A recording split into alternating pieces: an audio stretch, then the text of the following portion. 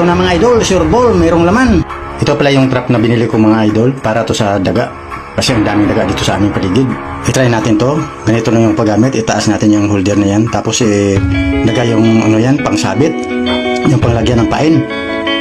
Pero mas maganda sana, lagyan muna ng pain sa ilalim bago ilagay yung pangsabit na yan. Yan, lagyan natin ng pain. Magandang trap to kasi matibay siya. Yan mga idol, ganyan lang paglagay ng pain. Pag pinasok yan ng daga sa loob, tapos kinain niya yung pain, masisira yan bagla. Yan, so hindi na makalabas yung daga. Sorry na lang. Ilagay natin doon sa maliblib na lugar para bukas tingnan natin kung meron ng laman. Dalhin na natin doon para may kasta natin mga idol. Dito natin lagay mga idol. Masyadong madilim, ilawan mo natin. Yan, maliwanag na. Dito natin siya ilagay. Yan, ganyan ng mga idol. Para sigurado ka bukas meron ng laman yan. Ayan, nakasapit na yung pain niya.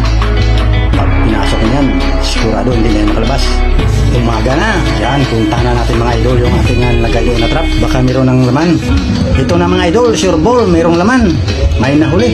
Pero maliit lang siya. Pero okay na yan. Yan ang kumakain ng mga palay dyan sa sako. Sana gabi-gabi merong may mahuli tayo. Oh, yan siya mga idol, oh. Hindi ka na makalabas dyan. Magandang trap to mga idol. 100 piso lang yung bili ko niyan. Maganda siya, saka matibay. Follow and share mga idol.